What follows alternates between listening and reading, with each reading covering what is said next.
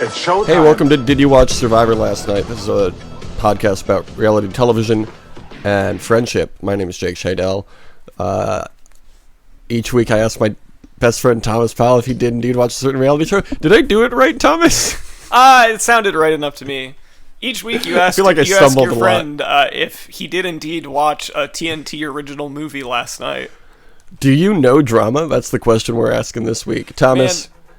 Oh, no, go ahead. Oh, I was just going to say, did you watch the Ron Clark story last night? Just like the white-winged dove sings a song, sounds like she's singing.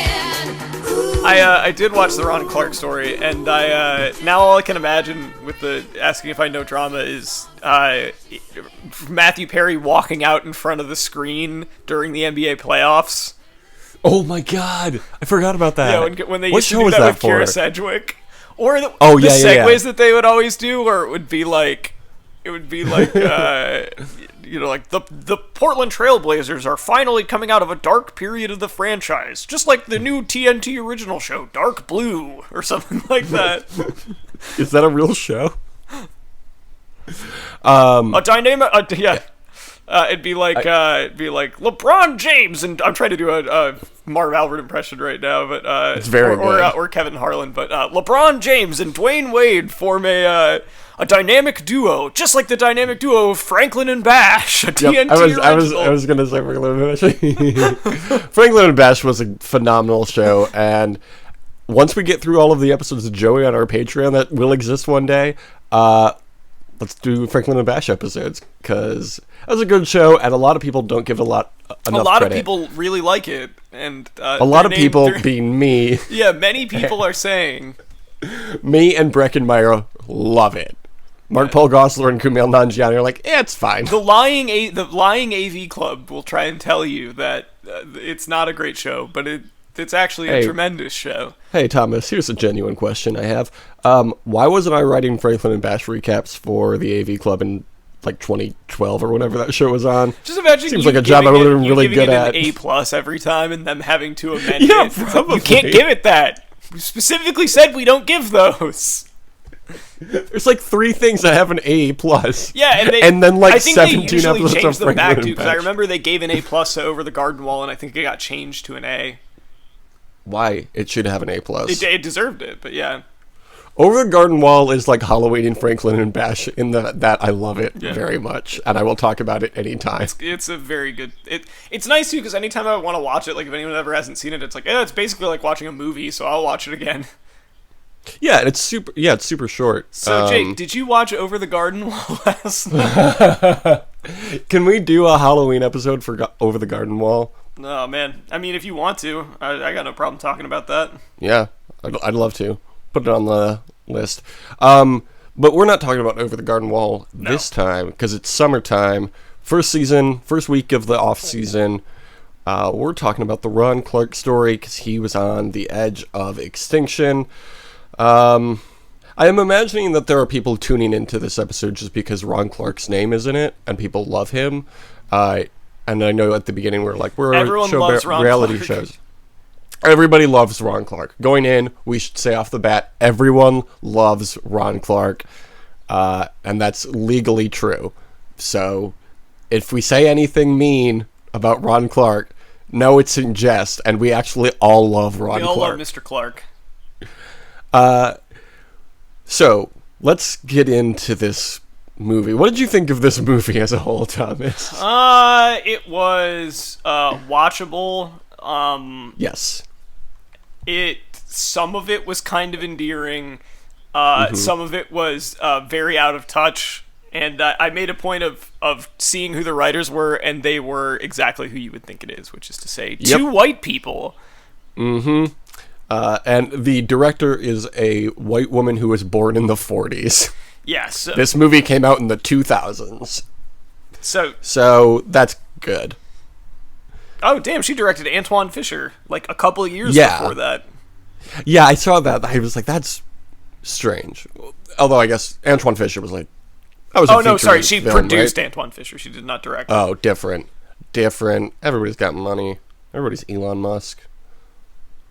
Anyway, so this movie was directed by an old white woman and written by two other white people, and is about predominantly not white people. Well, that's inaccurate. The cast is predominantly not white people, but it is very much about a specific white person. It is about Ron Clark. Make no mistake, this movie is about Ron Clark. There is a reason it is called the Ron Clark story and not Ron Clark's Guides to Good Teaching. Yeah, it is certainly not false advertising. So it starts off in North Carolina in 1994. Ron Clark is sitting in a hallway on his first day, and he sees a kid standing against the wall in a trash can, and the kid says that the teacher told him he can't learn, so he should go out with the trash. Which, like, wild Crazy thing to say stuff. to a child. But, Then Ron Clark wants to inspire this kid. Ron Clark loves inspiring peoples. He tells the kid his name. He says, "I'm Mr. Clark," and then it's like, "Oh, I'm so forgetful. What was my name again?" And then the kid tells him, and Ron Clark says, "See, you learned something," and then lifts him up out of the trash can. According to the YouTube comments, this really happened. So that's something. Did you, at this point, I was still imagining Ron Clark from Survivor doing this. Yeah, that's the thing. Like, Matthew Perry is, like, a very charismatic person. So, like, Yeah. the difference between him and Ron Clark doing that is pretty big. Yeah, it felt, cheesy, but, like, genuine when you see Matthew Perry, our friend, doing it, but with the skeevy, villainous Ron Clark doing it, like, this is gross. I don't like it. So 4 years later, that's all the information we get from his teaching experience in this first school. 4 years later, the school gives him a memorial parking spot because he's moving to New York. I would have liked to know more about his teaching in North Carolina. It just has a character building thing. Yeah. TNT, I know you know drama, but do you know character building? No, that's USA. Characters welcome. Sorry, wrong network. That's on me, TNT. I'm sorry. That's my mistake.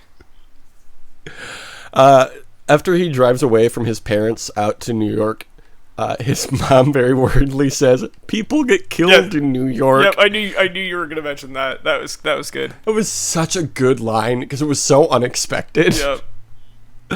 Great. At this point, I was very into this movie after that joke. That was very funny. And then he gets to New York and starts looking for a job, but gets laughed off or told not to bother because he's a sweet southern white boy in Harlem, so nobody's going to take him seriously. So he takes a job at a themed restaurant where he meets somebody What was named... the theme of the restaurant, too? Everyone was Yeah, that's a doing really different good question. things.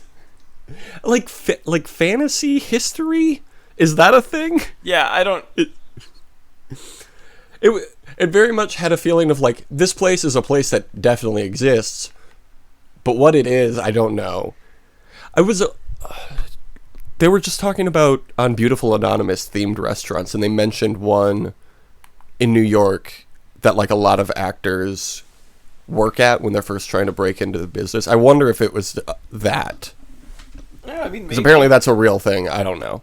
I didn't bother to look up either that restaurant that they mentioned on the podcast or the one in this movie. But I'm assuming that's what that is. Or they didn't try to make any theme. They were just like getting costume. Yeah, that could be. He takes the job at the themed restaurant where he meets Marissa. The person who plays Marissa, her name in real life is Melissa, which was confusing, was difficult when I was doing the notes because those names are similar. Marissa plays Aphrodite? No, Cleopatra. Cleopatra, right. And she's dating Mark Antony, who is another guy at the themed restaurant, which makes Ron Clark upset, I guess, because he's straight in this, we assume. Yeah, but not in real life. Ron Clark. So then he goes to school. He goes to a school in Harlem where a teacher happens to quit in the moments that he walks up to the school. Awfully convenient for him. Yeah, right? The principal shows him around the school.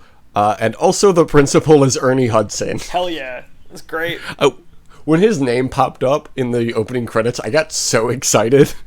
I was like, when is Ernie Hudson going to pop up? The I bet he's the Ghostbuster principal. himself. So Ernie Hudson tells him that the classes are separated by their performance on test scores. Like, that's a normal thing. And I know it is a normal thing because, like, standardized tests were a really big thing when I was in school.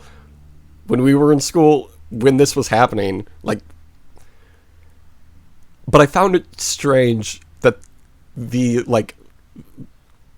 weren't having to overcome standardized testing. They were just like, yes, this is the right way to do things. Yeah, well, it's weird too, because it's like the idea that you would divide them up into a bunch of different classes where it's like, all right, these are all the worst students and they're at the bottom. Like, I understand if you demarcate it where it's like you have an honors class or whatever and then you just have like regular classes, because that's what they did with the arts, school district that we went to.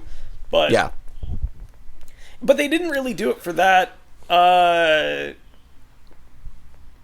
no, they did honors classes in like 7th and 8th grade, I think. Yeah, I remember I was in a science class in, I want to say 7th grade, and this is the only time I know of this happening, but like there were 3 levels of science class that were, I think, based on like performance in the class, and I was like not performing well in like the regular class because there was like high like honors and then regular, and then there was like remedial or something, whatever like the lower term is, and I was like not doing anything in science, so they put me in this other class, and it was like the kids in that class really did not care about anything. It was like very hectic, and after a week I was like, hey, I know I was like failing this class, but I need to be back in this other class.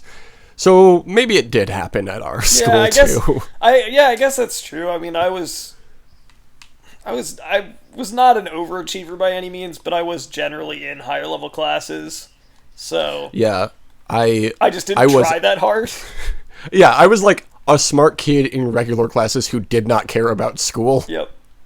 Which reflected poorly in my grades. Yeah, I didn't really care. I didn't really try in high school until my junior and senior year, and I managed to get my GPA up to almost a 4 by the time I was out of there, because I took a bunch of AP classes. Nice. But I think I got mine up to a 3, so that's something. It was in the low 2s freshman year for I a had while. like a 3 point. Yeah. I feel like that was average. Or like that was what they told us average was 3.0. And I don't know if that's true or not. Maybe 2.0 is average? I think 2.0 is more average. It's a C average. God, school fucking sucks. It does. That's what I'm realizing.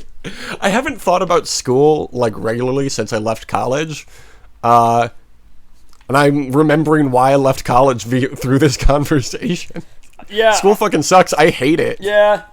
No, I'm with you on that. I honestly, it's funny, when I was doing better in school, I actually liked it better, not because like I was like, oh, I'm living up to my potential or whatever, but because like AP classes were the best, because you didn't do any like busy work homework, which is always the stuff that I would be like, I would never, like I would let that slip because I didn't like doing it. Yeah. It would be like, same. We just have to write like 4 papers per senior year. It would have been trimesters, but it'd be like you just like write a paper every once in a while and then you go to class, and it's like, all right, cool, I like that. Yeah, I would have. I wish I had done like tried to get into those classes in high school, because that seems way more my speed. Yeah. Well, you did AP English, didn't you? I think in junior and senior year. Yeah. But that was like my only AP class, I think. I did. Fortunately, our AP English teacher was kind of our Mr. Clark, and and then he was very cool. He helped me get to I got a 5 on that AP test. So not bragging, but I did get a 5 on all of my AP tests. I took like 4. And what did you get on the ACT? I got a 30. No big deal. Oh, I heard somebody got a perfect score. Yeah, 36. In Rockford. 36 is the highest you can get. So I was Was that you? It was not me. You did not get a 36 on the ACT, a perfect score? I actually know the guy that got the 36. But it's not you though. No, it's not me. Okay, well I'd rather talk to My the current perfect roommate score. got a 35 on the ACT. Oh, is he a 35? That's not a perfect score. It's very close, but it's not a perfect score. So if you could get me in touch with the person who got a perfect score, let me know. I need to take that test again because I got a decent score. Oh man, Patrick, always a bridesmaid. 35 in the ACT and the salutatorian of our high school class. Always coming up just short. Just like Ernie Hudson. No. Ron Clark. The poor performing class, always coming up short. But then they meet Ron Clark, and Ernie tells him that he'll start on Monday, and then over the weekend, I presume, he goes and meets all of the students' parents. There's like, you wouldn't be able to do that in a weekend. Yeah, that was like my first main There's problem like 30 with this kids movie. in that class. So after watching the movie, I watched the first related video on YouTube was like his first appearance on Oprah when he won Disney's Teacher of the Year, like around this same time, I guess. It turns out he got the job at the beginning of the summer, so he had all summer to go and meet all the students, Which makes a parents. lot more sense. Makes a lot more Wait, so sense. you're telling me that there wasn't a teacher quitting right when he walked up to submit his resume? I am not sure about that. I think there You're was. telling me that was just some movie bullshit because it seems so real. According to the story on Wikipedia, somebody did quit very recently, very very close to the time that he put his resume in. So there was like that convenience factor, but he didn't start until the following year or school year. So whatever, they made the movie time. Look, he said that he could start today. He did say he could start today because he's so eager and he loves kids so just much. loves And he loves a these kids. challenge. He just loves the kids so much. So then he starts teaching his class and he tells them that they are a family, which felt very similar to his Kama Strong strategy in the beginning of this season that he true. was on. I was honestly surprised by the similarities there, but it makes sense. One night he makes over the room and then introduces something called the gum jar, which I guess means that they can chew gum in his class but no other class. That's what I took that to mean. Yeah, I think so. Because he's like a fun teacher now, and everybody likes him. Then he helps Marissa move, and she mentions that they don't have to go to work for another 3 hours. Also, Marissa is helping him move into his apartment. Oh, okay, whatever. Either way. The point is, you're going to go into a server shift where on your feet for 8 straight hours after you just moved? Yeah, that's rough. That's good. I would fucking die after that. After I moved into this place, I was sore for like a full week. Yeah. Maybe not a week, but like 4 or 5 days. But like a whole week at work, I was just like, ugh. Well, I don't know, move. man. It seemed like the only thing you had to move in there was like that one folding table. What? You know, like when they're moving in. Oh, I thought you were making a joke on me, and I was like, what? Am I missing an inside joke from a long time ago? No, I'm talking about Ron Clark. No. Yeah, he's poor because he spends all his money making over the room every week. He spends, yeah. He spent, buying he spent Phantom all of the his money Opera on his tickets. fucking cherry classic Mustang that got graffitied. Oh, yeah. The next time we see the class, Ron lays down some really strict rules, and they all rebel against the rules. And then he catches Julio taking bets on when he'll leave, and he shuts that down. And then the bell rings for lunch one day, and everybody rushes to the door, but it's locked. And he tells them that they can't go to lunch until they line up quietly. This felt like a crime. Yeah. That's kidnapping. I understand you gotta go to do extreme lengths, but I don't think you can do that. It's also like a lot of effort for something that doesn't really matter that much. Like, why can't the kids just leave? Like, they're on their own time once Yeah. once the lunch bell rings. Just let them go. Why do they have to line up? He was trying to teach them like in Charm School. Oh, yes, of course. Is that Monique who hosted that? Something I think. like that. That was one of the celebrity Wasn't VH1 Riff shows Raff that in I did Charm not School, really or watch. was he G's to Gents? Oh, he was on G's to Gents, yeah. But I think it was like the same kind of show. Just Charm School was celebrity contestants, and from G's to Gents, I think, was more general. Okay. Yeah, good talk. They walk down the hall, and Ron finds that Shamika has cut in line, which is against the rules. Crime. She's gonna go to prison. The Ron Clark jail. It's the Ron Clark Academy. He keeps them from going to lunch, even though they're already in the hall, until Shamika admits that she cut. And then when she finally does admit it, everybody goes to lunch, and she like stays back, and he whispers to her that he's proud of her. This is so gross. Yeah, Ron Clark started the Ron Clark Memorial Penitentiary. Seriously. I was a big fan of all of the like, you know, trying to reach these kids shit he was doing, not working for a really long time, because you just got to see Ron Clark get owned a lot. Yeah, it's very It's a great funny. part of the movie. So he comes in the next day, and the room has once again been destroyed. He yells at them, and he tells them that they will follow all of his rules. He wants to have fun, and he thinks that they all can have fun, but they must follow all of his rules. The most fun thing you can do, following rules. This is the point, right? Or no? Yeah. It's when they all get Fs that he does the worst thing in the movie.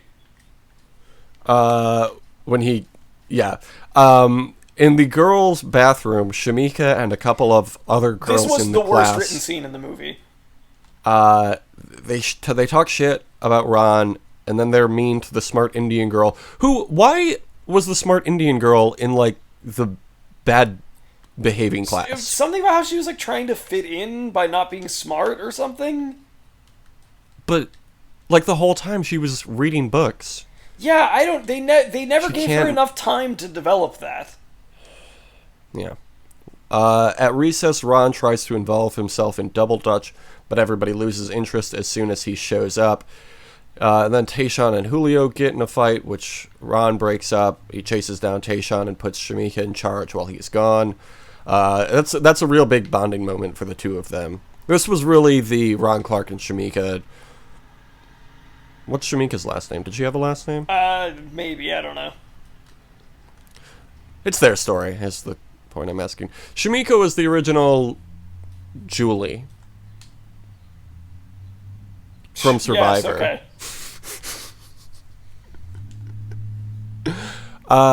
The next day, he gets really frustrated with Shamika and spins her desk around and then slams it on the ground repeatedly. He should have been fired for this. He should have very much been fired because that is a crime for Yeah. sure. He did like 3 crimes in the course of 20 minutes in this movie. You could probably classify that as assault. Yeah. Do you think Matthew Perry should go to jail too? Yes. Because he did it in the movie. Yeah, he did. That's, you win some, you lose That's some. that's the rules now. If you do That's it, the rules if you now. assault And somebody you in a will movie- follow all the Yeah, rules. if you assault somebody in a movie, you go to jail because that's a rule, and you should have followed it. If you assault somebody in a movie, you go to jail in real life. Yep. That's what Halloween or whatever was all about. Jeepers Creepers? What's the dream one? Friday the 13th. Friday the 13th? If you die in the dream, you die in real life. Pretty exciting stuff. There was the dying in something you die in real life was there was I can't remember what the movie was called, but it was where if you die in the video game, you die in real life. No, you die in the dream, you die in real life. That's a real thing. I mean, that's part of the movie, but I'm saying I don't think they ever phrased it that way or used it as a tagline. Why is it so in my head I think Because about I that think all you're the time. thinking of the ad campaign for that other thing was you die in the game, you die in real life, and I think you're thinking of that. It was a different. No, movie. you're thinking of that video game movie that came out like 10 years ago, Yeah. right? No, I'm thinking of that like classic horror movie. I know that's what you're thinking of. I don't think that was the tagline for. I never said it Nightmare on was Elm the Street. tagline. Nightmare on Elm Street, that's what it is. Yeah. Oh my Yeah, god. Friday the 13th is the Jason one. I don't know why I said that. I was going to say Friday the 13th, I guess, but I don't think that's right. So that was a good couple minutes for everybody listening. We all loved it. He meets up with Marissa and asks her to take him on a tour of New York in the rain, and she says, "Okay, let's go see some things," which is my favorite. Yeah, line because he in says the I movie. haven't seen a damn thing, and she says, "All right, let's go see. All right, let's go see some things. some things." I love it. I feel that way all the time whenever anybody is like excited to come see me in Chicago, like my mom or my sister, and just like, "Ooh, show me around the big city," and it's like, here's a right. bar I go to a lot. Here's the liquor store. I go to this Walgreens pretty often. This is my Chicago my favorite Walgreens thing to bit. do. Like, I think the first time that I visited you in Chicago, I was always like super jokingly was like, "Show me your Chicago, Jake." And so anytime there was a Walgreens, you'd be like, "Oh, yep, that's a Walgreens." Yep. It's Walgreens is kind of my only Chicago. in Chicago. You know? Only in Chicago. You get a Walgreens and a 7-Eleven on the same intersection. When Preston and his mom came to Chicago a few years ago, just like on vacation, I guess, not specifically to visit me, he went to the Museum of Science and Industry, which, have you been to that? Yeah, it's Thomas? cool. Yeah. I was going to say, next time you come, we should go, if you haven't. But he sent me a pic. You know, there's that old, like, the first Walgreens, like, model in there. Preston sent me a picture of that. It was like, this is kind of my Chicago. I love Jokes with Friends. That's going to be the name of my Netflix sitcom. Jokes with Friends. It's good. I did really want Ron Clark to do the Michael Scott thing where he's like, "Now, this is my favorite New York pizza place. Time to get a New York slice," and he goes into a Sbarro. It's such a good bit every time. To act like a chain is a very big deal. I also love playing into the Chicago stereotypes when people visit from not around here. And anybody who doesn't live in Chicago, when you come to visit, I want to tell you, you absolutely have to get a shot of Malort. It is must get Chicago Malort. tradition. It's good. Yeah, it's what It is absolutely worth it. You are never going to forget Well, and your it's first also shot of it's Malort. what people drink down there. Like everybody It is what loves, people it's drink. a local delicacy. Everyone loves it down there. It's like New Orleans has drinking on the streets, Chicago has Malort, and it's Yeah, the same. if you're in New Orleans, you got to fun. get some cafe au lait and beignets, and if you're in Chicago, you got to get some Malort You got to get some Malort. and maybe I went. some deep dish pizza or whatever. I love a deep dish Chicago pizza style hot here in dog. Chicago, Maybe get Illinois. Maybe get some Gino's Italian beef. Oh, I fucking love it. Oh, we should have gotten that free hot dog at the game that we went to. Yeah. That's the real Chicago way. Go to sports games, win hot dogs. I was going to say something else. Oh, about New Orleans and drinking. I went to the Navy Pier last summer for fun.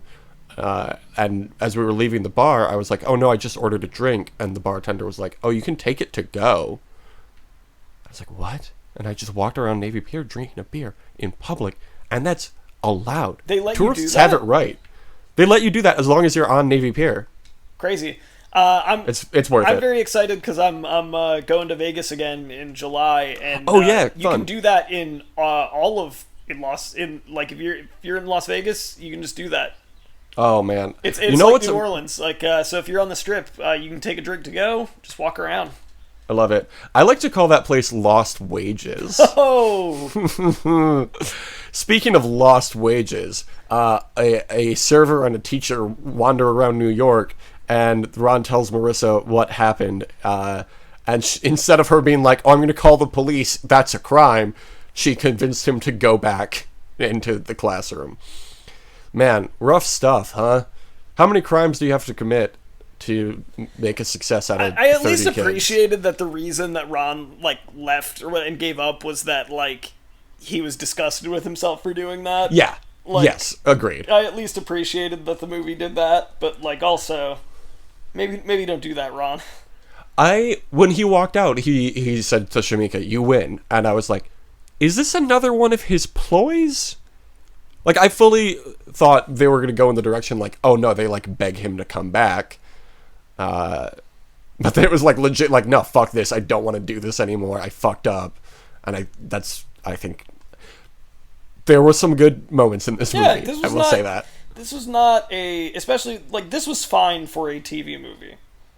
Yeah, I wondered a lot how it would differ if it were a feature-length, like, theatrical released movie, because there were a lot of subplots that were very much fast-forwarded through that I would have liked to know more about and would have fleshed out a lot of people. It was a tight 90 minutes, and it was too tight. Yes, yeah, they could have added probably 15 minutes, and I would not have minded. Yeah.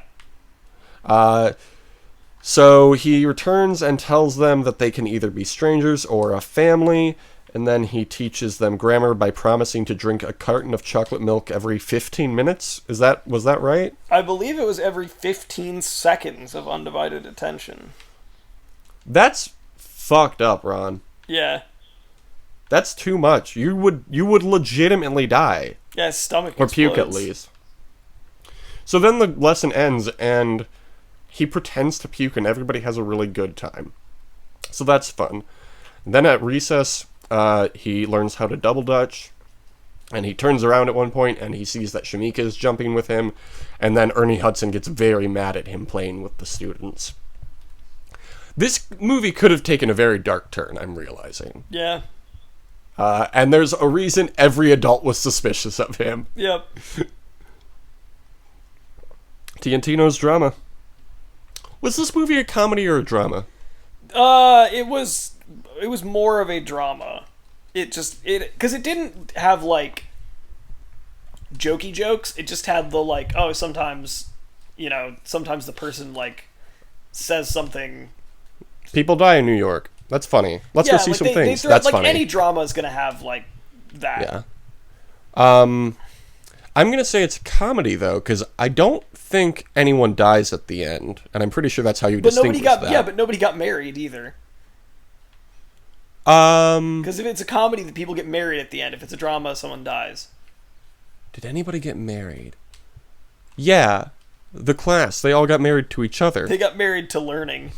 They got married to learning. Okay.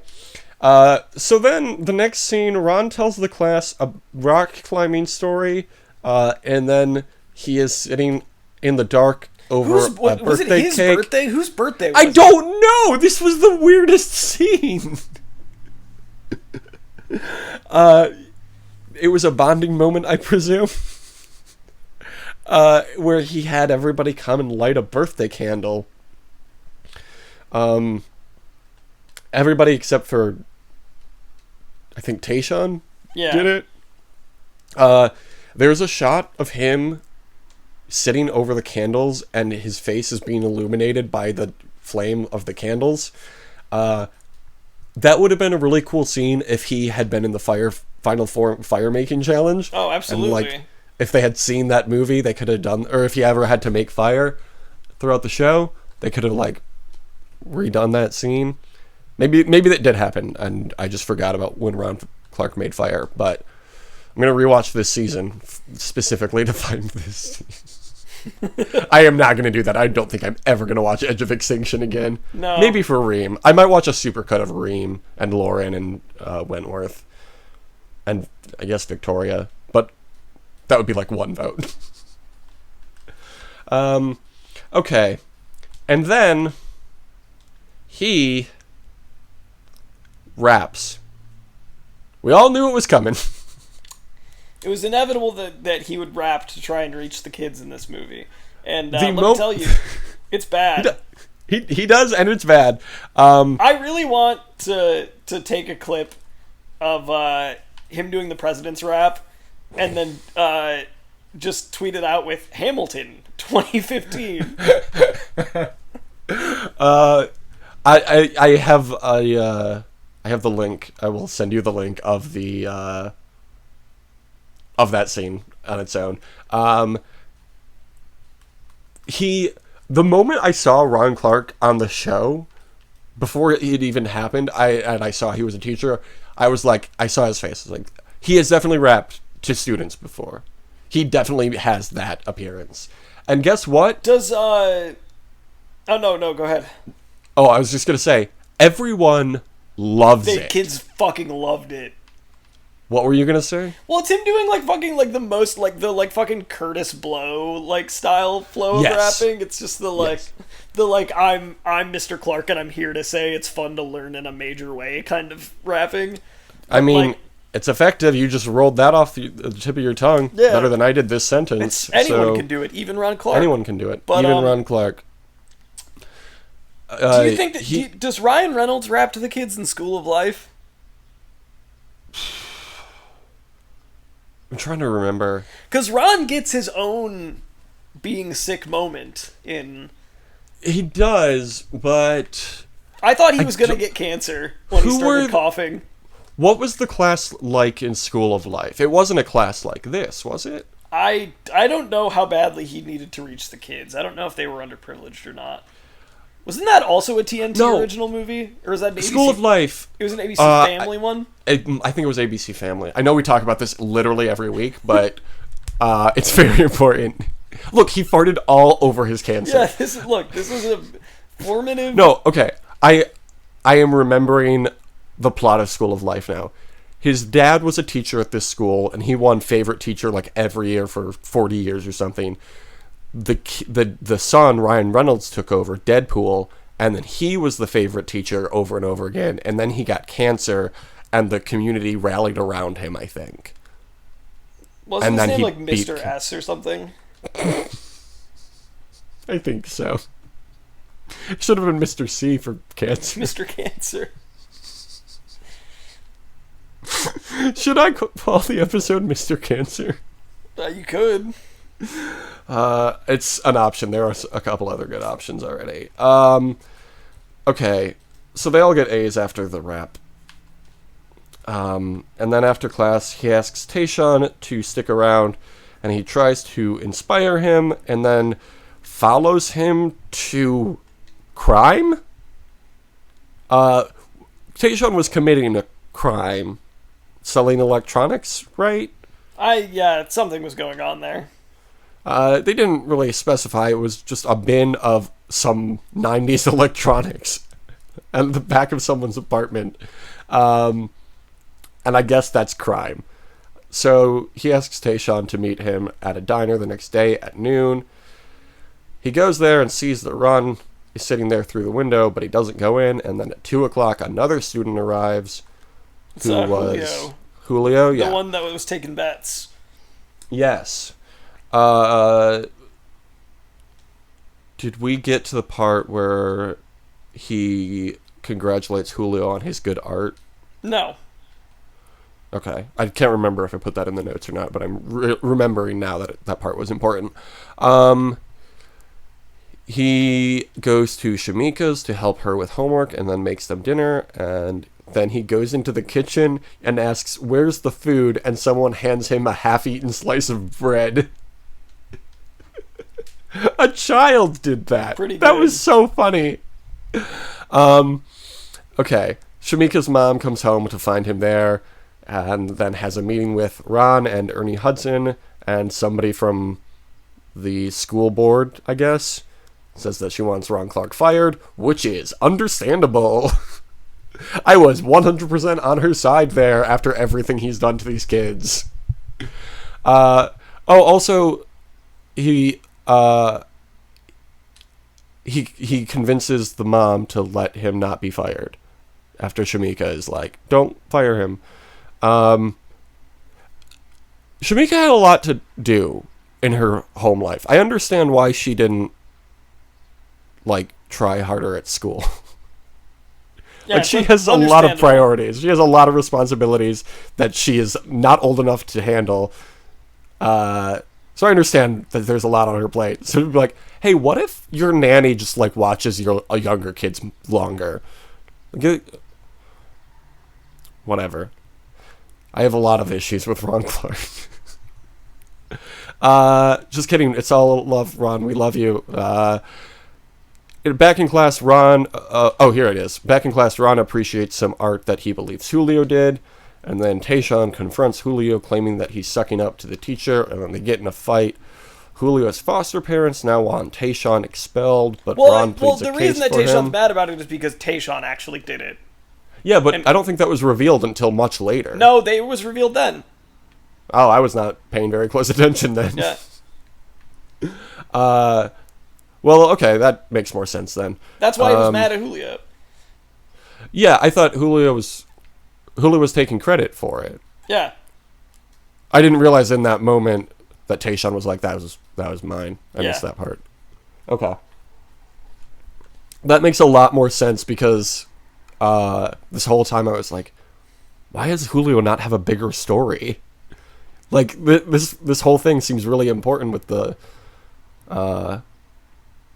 Like, I didn't understand what his story was until he went to his apartment and saw the symbol again that he drew. Yeah. And I was like, oh, it all clicked together then.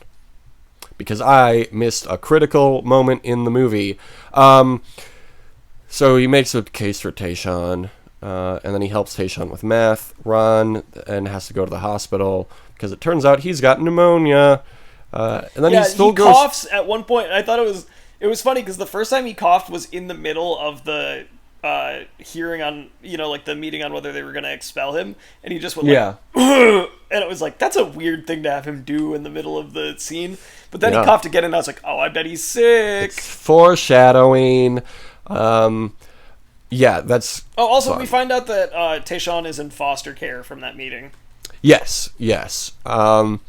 So he goes to school, even though he has pneumonia, and he faints in front of the class, and they think it's a bit, but then it's very clearly not a bit. Well, because he says it after he says he's starting to explain gravity. Yeah, so they're like, very funny he fell bit. down because he's showing us what it means. Or Some real Bill Nye the Science Guy shit there. So he goes to the hospital again. At home, he gets Marissa to help him film 4 hours of lessons every day. And then the students actually listen to the videotapes in school. Here's my question about this part. I like that they made Ron Clark out to be some sort of supernatural being with these It was videos. very funny. It's just because he knows the kids so well. He knows Tayshaun's going to sit backwards on the desk. He knows what's-her-name's got Tayshaun gum. doesn't do that. It's so Julio. funny. You fucking imbecile. Oh, here's the thing. I missed a very critical moment for Julio's arc, so I kind of forgot about him as a character until the Julio's the one very that's end. good at math, and he finds it out because he plays poker with him or whatever. And Tayshaun's the one with the abusive foster dad. Yes. Okay. And Tayshaun is the one on the Detroit Pistons. Yes. His age is about right. He's 12 in this, and it's 1998. So by 2004, he would have been 18. Is that right? Yeah. Yeah, nailed it. I'm no Julio. And Tayshaun was like 23 when he was on the Pistons, right? Yes. Yeah. Well, almost. Could have been.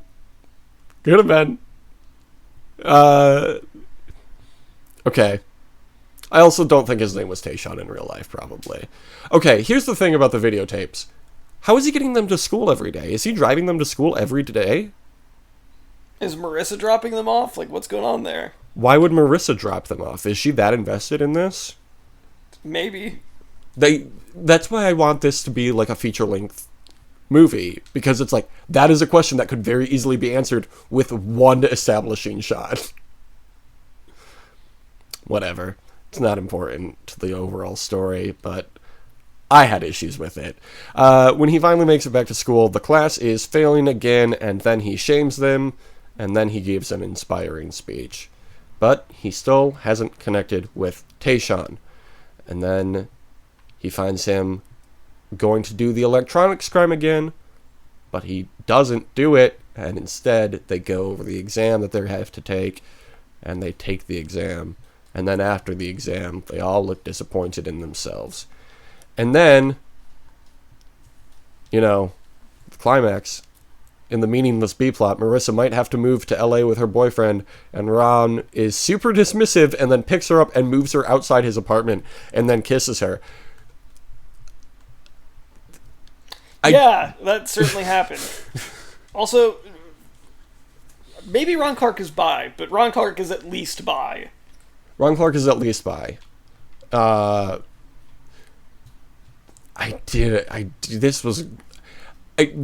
subplot didn't need to happen. No. It was completely unnecessary to the overall Didn't really arc. add much to the movie. It is definitely like a network decision, I bet. I lost my train of thought. The only thing that I learned from this subplot is that Ron Clark is a gross manipulative creep even outside of the classroom. Yep. He's So consistent. That's just, he's always being himself. yeah, I thought this would like really shine him in a new light, and I could like see his motivations in a different way, and I could like understand where he was coming from, but it just confirmed every suspicion I had of him. I didn't like him. Yeah, I also do not care for Ron Clark or his story. Okay. We're like almost 50 minutes into this, and I just realized I forgot to grab my bottle for bottle check, and it was going to be a really good one. And it's too late now. We're almost done. I don't want to... Do you want to just sit around for like 10 to 15 seconds? You stupid asshole. How dare you? I'll be right back. Okay. Thomas. Do you have a bottle for bottle check? I do. What is it? Drinking an apple bubbly. Ooh, how is that? Good. Does it taste like apple soda? Kind of. It's like the flavor is going for more of like a tart apple. Okay. Sounds alright. But it's still like a seltzer. Yeah.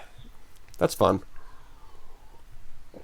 I am drinking, unofficial sponsor of Did You Watch Survivor Last Night, an Uptime. But not just any Uptime. Uh-oh.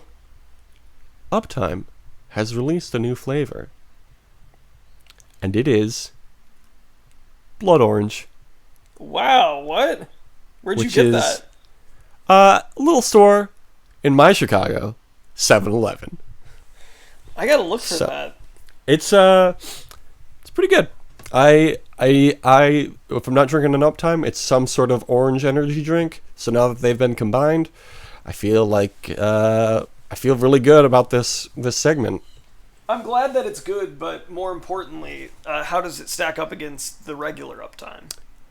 To be honest, it's not as good. That's what I thought. This has You a can't little improve more. on perfection. This has a little more of an acidic flavor, and it tastes a little more artificial. Yeah. I think I just because said you can't improve on perfection. yeah, I think because the original Uptime, I don't think it has a specific flavor. It's just original, right? But Yes, yeah. so I didn't like have any expectations going in. With blood orange, I'm like, I know what a good blood orange tastes like. And this I don't know if it works with the consistency of an Uptime. But I'm very happy it exists. And Uptime, thank you for unofficially sponsoring us. Hats off to you. So, that's what I ran to the kitchen for. Let's get into the final arc of the movie, the Ron Clark story. The students come to class and have to deal with a bunch of spooky clues until they find out that they're going to see Phantom of the Opera with their teacher on Broadway. We talked about this a little bit before we started recording. How did he get these tickets? Yeah, that would cost literally like thousands of dollars. Yeah, I tried to look it up, how much a ticket to Phantom of the Opera cost in 1998.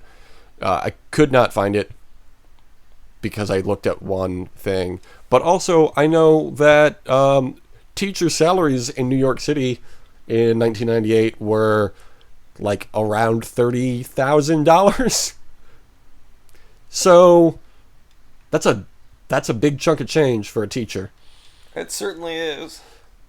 It made me very anxious about money when I looked that up. So they all go to the theater, and Tayshaun is not there. He is instead being beaten up by his foster dad. Ron goes running to find Tayshaun and just walks into his home and sees the art that he thought was done by Julio had actually been done by Tayshaun. Yeah, so then he finds Tayshaun in a bloody alley. Bloody in an alley. And then he holds him. Alley. In a bloody alley. It's London now. I'm not going to try to do a British accent. I walked around a rich people neighborhood in downtown recently. And there were a lot of posters, or like ads, for like some clothing line that was like, chic, like the British. I was like, what? Who are you advertising to? Is this what rich people care about? Is being British? Like Yeah, posh, like the British. There's a bunch of them, all different words, but like the British was the... I don't know. I don't really care about the British people. Uh-oh. Sorry. Yeah, Jake went there. That's kind of a fucked up thing to say, but I stand by it. We won the Revolutionary War. I don't have to like y'all. Yeah, fucking deal with it. I don't like anybody we've ever been to war with. America, USA. Is that good? Yes. Am I doing America right? I'm trying really only hard. way to do America. My favorite American is Ernie Hudson, which is who Tayshaun moves in with. Okay. Back in class, Ron gives every student in the class their own award, but is interrupted by everyone's favorite American, Ernie Hudson, who announces that they received higher scores than any other class on their exams.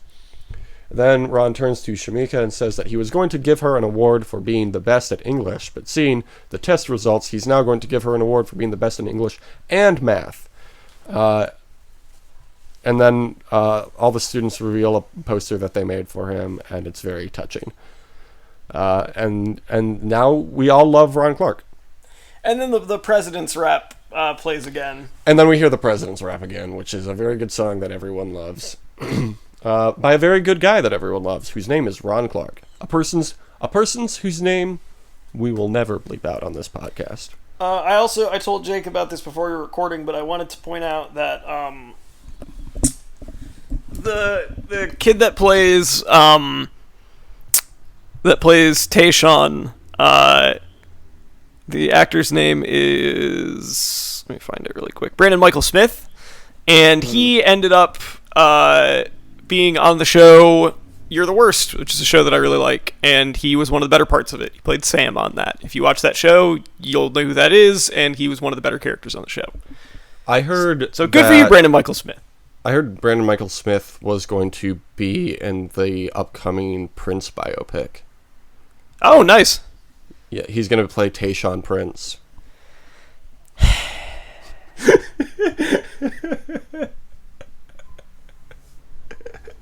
I hate you. No, you don't. In the credits, they do them in order of appearance, and near the end of the list are two characters named Hispanic Kid and Dominican Kid. You couldn't have given them names. The two genders. Okay, Thomas, did you read any of the YouTube comments on this movie? No, I did not. Oh, there are some gems in here. There were a lot of commenters saying that he's a true inspiration. Somebody said, best movie like Freedom Writers. Oh my god, Freedom Writers! It's going on the list. Someone else whose YouTube name is just their full email said, "The Indian family was beautiful. Reminds me of my aunt." The Indian That family was raises in the so movie many for like questions. a 1 3-minute scene. Also, I know we mentioned it in the beginning briefly. A lot of the jokes that were in this drama felt racist. A little bit, yeah. Someone said, "I'm mad. I like the presidential song. Great movie, though." This is the one comment that made me want to read off the comments in this segment. One person named Dory Kenks said, "At the beginning of 6th grade, my teacher made us all call him Sir after his name every day, and at the end of 6th grade, but we had no idea why." Oh, he would tell us at the end of 6th grade. "He told us to wait till the end of school year, and we'll know. He showed us this movie on the..." And then that's the end of the comment. I assume last day. To which someone else named "You Are," one word, "Trash," second word, replied, "Same thing happened. Our teachers always made us call him Sir. Then last week of school shows us the film." And then someone named Tina Jarvis responds to both of them and says, "Why?" Why indeed? I am on Tina Jarvis's side on this one. Somebody else wrote, "What a beautiful story. People love people no matter the color." Oh, there we go. Yep. This movie wasn't even trying to make that message. Yeah, I this know. movie, That's at not least what to this its movie was credit, about. didn't go like, "Look, I may be a white boy, but we all understand each other now," or whatever. Like, they at least didn't like have him say that. Yeah, there were like some passing comments about him being white in Harlem, but it was just like world building, I guess. Story building, whatever, you know what I mean. Somebody named Sunshine commented, "Bad Class, School Gets a New Teacher movies are the absolute best genre of movie, hands down." Love it. This dude loves Stand and Deliver or whatever. "I understand that many of them have potentially racist undertones, but I simply choose not to interpret them that way." If you like that kind of movie, I guess. do what you gotta do. I don't know if you're the one to decide. Okay, and then this is the last comment I wanted to mention. Somebody named Benjamin White commented, "Could he be a better teacher?"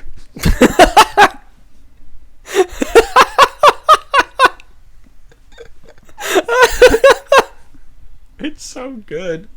That's who did that again? His name's Benjamin White. Benjamin on White YouTube. fucking nailed it. That was so good. So I sent my mom the link to watch the movie, and I said, "I want you to watch this movie having seen Survivor and being a teacher in this era." So she did, and I asked her about it today, and she was like, "Yeah, sometimes I watch these kinds of movies, and I'm like inspired to go back into teaching, but not this one." I did not feel inspired to go back into teaching after this one. It was like, I just kept imagining the Ron Clark from Survivor, and I do not like him. Damn, that's a sick burn. Yeah, I asked her, like, if she had, like, was familiar with any of his rules, like, if she had ever used any of them, and she's like, no. And when he, like, came to, like, that NHA gala, they, like, the teachers there were like, "Yeah, but he's only been teaching for like a few years." Like, they were like talking shit about him at the conference.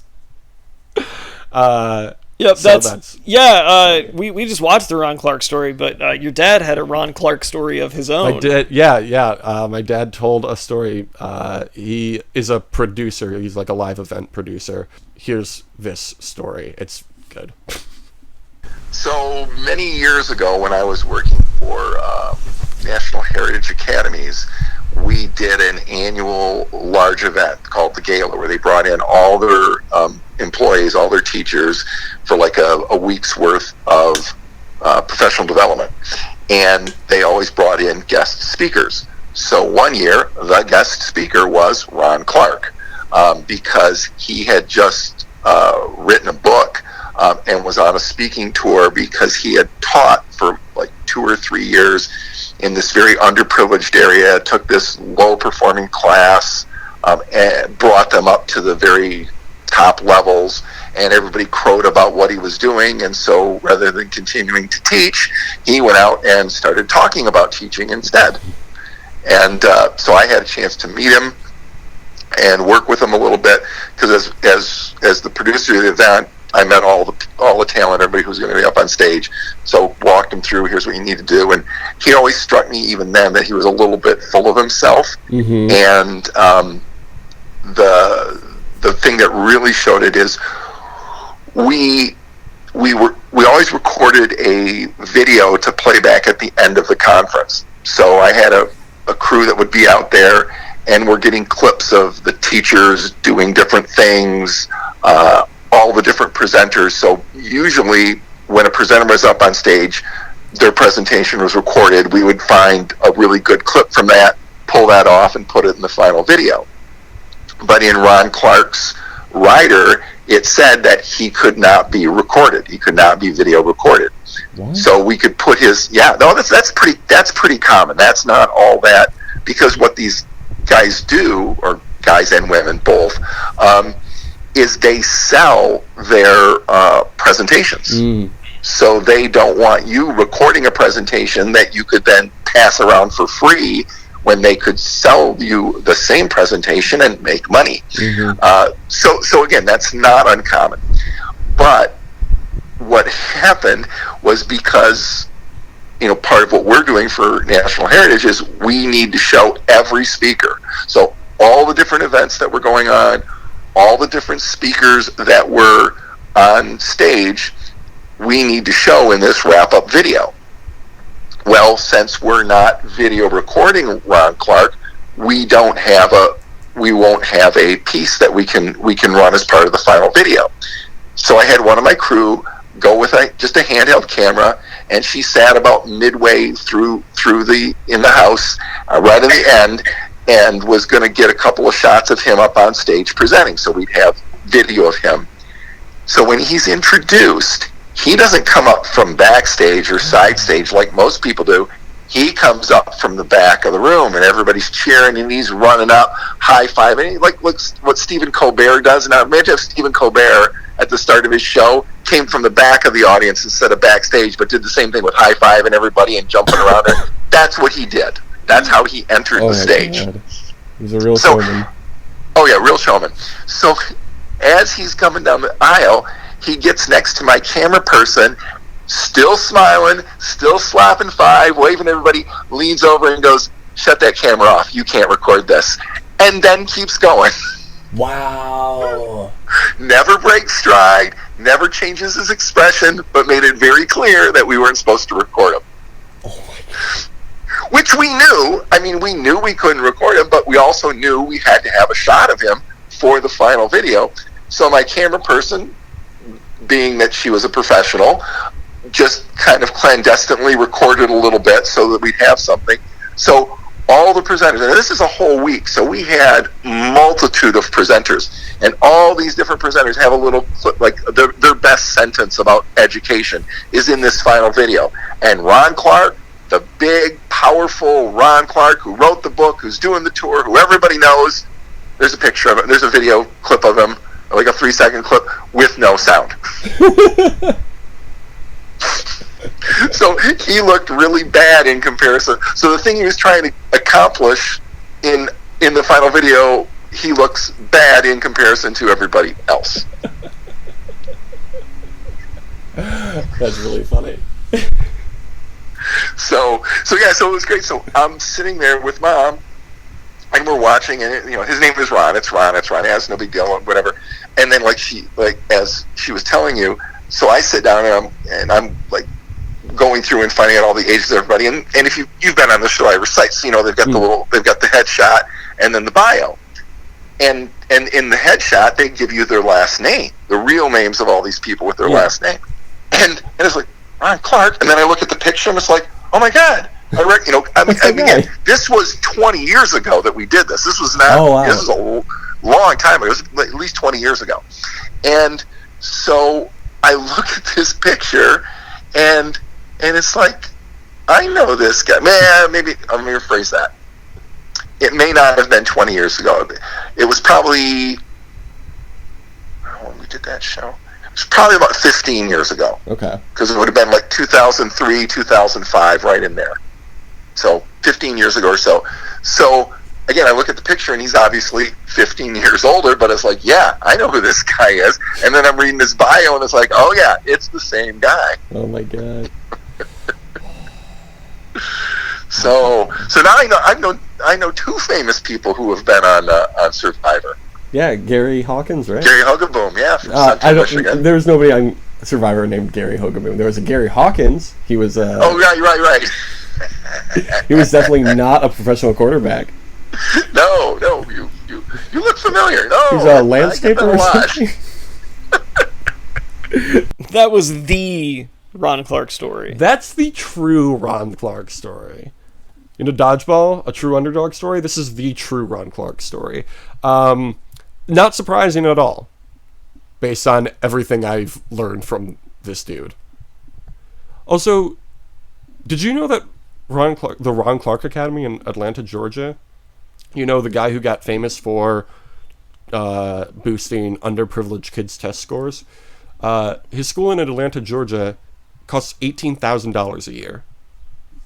Oh, of course it does. Yeah. Dude is a scam artist. Yeah. So that's cool. I'm glad that part of it is over. Where would you rank this movie in all of the movies we've watched for this show? Which there have been 7 movies that we've watched over the course of. I'm just trying to think of the movies that I definitely think are better than it. I would say The Lobster is definitely better. The Lobster, I would say, is number one. Yes. Oh, are they coming to arrest you because you said that? Yeah. They're like, you were nice to the Lobster and you were mean to British people. We're going to arrest you now. Yep. I'm trying to think of the other movies that we've watched. The Running Man is definitely better. I would put The Running Man. I looked through all of our episodes today to see which movies we watched. We watched 3 Miz movies. We've watched 2 Miz movies. Oh, okay. Both been Christmas They were movies. the Christmas ones. We watched the Ron Clark story, obviously, The Running Man, Christmas Bounty, which is the one we liked, and Santa's Little Helper, which is the one that is bad. Yep. The Lobster, which is very good, and anybody who says it's bad is wrong. And we watched, most recently, I think, Fire, the Greatest Party That Never Happened. Yes, we did watch that. I would put that at number 2, I think. And I would put The Running Man ahead of that, but it was good. Yeah, I would say top 3 are Fire, Lobster, Running Man. And then finally, last on the list for me is The Condemned, a movie I forgot that movie is watched. really bad. I would say that this is the 5th best movie that we have watched. It is better than the Knott's Christmas Bounty one, whatever the other Miz Santa's one. Little Helper. It's better than Santa's Little Helper, and it is better than The Condemned. But it is not better than Christmas Bounty. I would say, I would put it right between Christmas Bounty and Santa's Little Helper. So I'm saying Lobster, Fire, Running Man, Christmas Bounty, Ron Clark story, Santa's Little Helper, and The Condemned way, way down on the list there. So we only differ on The Running Man and on Fire, The Running Man and Fire. Yeah. Yeah. It's a weird list of movies. It is a very weird list. Just seeing them all listed together. Okay, Thomas, the challenge is also now finally over for the season. Best season I've probably ever watched. Remember last week I told you people had to go into elimination. Ninja and Hunter go into elimination, which Ninja wins. And then here's the 5 highest placing people. Cara Maria takes 5th place.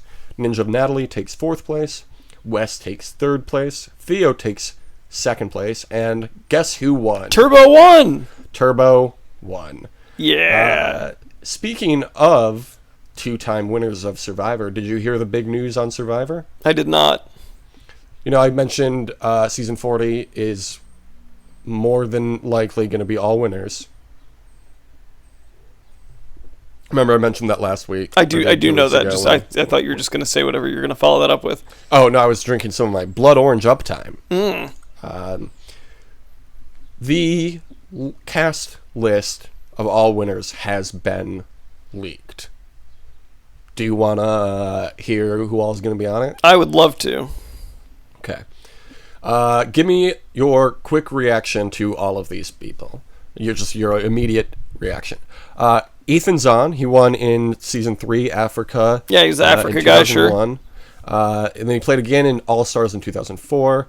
The next earliest winner is season 7's winner, Sandra Diaz-Twine. Yeah, all right. We will be seeing a lot of over the course of the next year. This will make her 4th time playing officially the game of Survivor. Amber Burks, I don't know how to pronounce her last name. First played in Australian Outback in season 2, and then won All Stars in 2004. Season 11's winner, Guatemala. Oh, you're not giving me your reactions at all. I don't know who Anything yet? most of these people are. That's fair. Danny Boatwright won in 2005. They wanted her on Heroes vs. Villains, but she said no because she would only return for an all-winners season. And now, 15 years later, she actually is. Dang. Yul Kwan, who won Cook Islands in 2006. Also played in Cook Islands was Parvati Shallow, who won Micronesia and then took 2nd in Heroes vs. Villains. She could win. She could be a huge threat. Redemption Island winner, Rob Mariano. You know, Boston Rob. Boston Rob. Sophie Clark won South Pacific in 2011. Kim Spradlin won One World in 2012. People are thinking she's going to win all winners. Denise Stapley won the Philippines in 2012. She attended every single tribal council her season. Wow. That's an impressive feat. Never got voted out. I'd won the game. Pretty impressive. Tyson Apostle, who first played in Token Teens, then Heroes vs. Villains, and then won Blood vs. Water. Tony, of course, is going to be on from Cagayan. Winner of San Juan del Sur, Natalie Anderson, who people have compared to Sandra's first game, so that's exciting. She could be the second 2-time winner. And that is everybody who is playing who has won before we started doing the podcast. You know anybody's name from that list? I recognize like Boston Rob and Parvati and like a couple of the other people there. Tony, I'm sure. Sandra. Yeah, Sandra, obviously. Yeah. Okay. And then we started doing the podcast with Cambodia. And Jeremy Collins, who won Cambodia, will be on. Yay, Jeremy! As well as Michelle Fitzgerald, the winner of Co Wrong. You might forget that Michelle won Co Wrong. Everybody loves that Michelle won Co Wrong, right? We all love it. Winner of Millennials versus Gen X is Adam Klein. He's the youngest person on the Oh, podcast. Adam's going to be back on. Yeah. Winner of Game Changers, Sarah Lacina. Winner of Triple H, Ben Driebergen. Yeah, not thrilled about him being on. Yeah. But I don't think he's whatever. going to... I don't think we're going to have to worry about him going very far. No, probably not. Winner of Ghost Island, Wendell Holland. And rounding Wendell! Yes. Rounding out the cast, the winner of David versus Goliath, Nick Wilson. All right. Yeah, it's going to be... It's a good cast. I forgot that Nick won David versus Goliath. I know. I had the same thought. I think about it a lot because I know it's one of those facts that I will definitely forget if I don't remind myself regularly. Because, yeah, great season. I'm very glad that the two friends of the podcast are going to be on that show. Yeah, that's a good point. Wendell and Adam are going going to be there. Yeah. So, who will be the true Did You Watch Survivor Last Night champion? Yeah, they're fighting to determine. Who do you think will win? Obviously, we both want Sandra to win a third time. Yeah, We talked that's... about that. A lot of people are thinking Ethan will be able to adapt to the modern game really well and win in the same way he won in Africa by just being friends with everyone. I'm thinking Michelle, though, could pull it out. I'd like to see Natalie, though. Natalie Anderson win. Again, that would be cool. I'm going to say that my pick right now, which is a totally unscientific pick, and Yep. it's really hard. I mean, obviously any of these people could win except for Tony, but I'm gonna say Jeremy. Okay. I could see that. I think he's a really good player. Yeah. I don't think he has a pregnant wife this time, so he probably won't. He does not have that card to pull. That's true. Yeah. I could see Wendell maybe winning again. I would love to see Wendell win again. I would not be surprised if the thing that it's cool to see how everyone won. Because everybody has a different kind of strategy going in. And that's really cool to see. But I've noticed a lot of the female winners have a very similar arc, where it's just like they played a very quiet game, a very social game. Everybody liked them, so they won. And I think somebody who plays like that is going to win all winners. But I might be completely wrong. 39 still has to happen. It's a good strategy to have for that type of game because everyone's going to be playing very aggressively. Yep. That's what I was thinking. Today I went through, when I was compiling that list of movies that we watched for the show, I went and saw that we posted our first episode on September 30 of 2015. Yeah. So we're coming up on 4 years. Crazy. That's wild. 4 more years. Yeah. We're not ending this podcast until they do Survivor in space. It's a guarantee. Yeah, we might be doing it for a while. Good. I'm out of town next weekend, so in 2 weeks we are starting Pearl Islands. Sandra Diaz Twine's first season. The only time you'll ever see Sandra on screen without a winner's belt. Yeah. So we're going to watch Pearl Islands this summer in the off season. And that's really exciting because it's a very good season. And that's it. That's all I have to say about that. That's all there is to talk about. Cassandra, we've got a full year of Sandra. We got Pearl Islands right now. And then we've got Island Idols, whatever, in the fall. And then in the winter, we're doing Heroes vs. Villains. And then in the spring, it's all winners. That's 4 straight seasons of Sandra Twine. None of you passed the test. I'm alright with it. The year of Sandra. Punishment. The year of Sandra, there we go. That's good. Okay.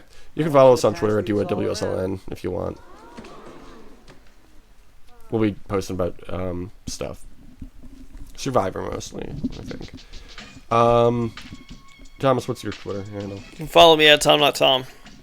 You can follow me at Jake Shadell. You can review us on Apple Podcasts and on Apple Podcasts. Have a great summer. Deuces. Now let's get down to some presidential learning. We'll start with George Washington, straight from Mount Vernon. First president and commander-in-chief fought the Revolutionary War so we could be free. John Adams was second, Thomas Jefferson third. When we fought for independence, their voices were heard. When in the course of human events, we took a stand and we've been doing it since. It's a tribute to the leaders of the USA. It's a president's rap. All right, okay, okay.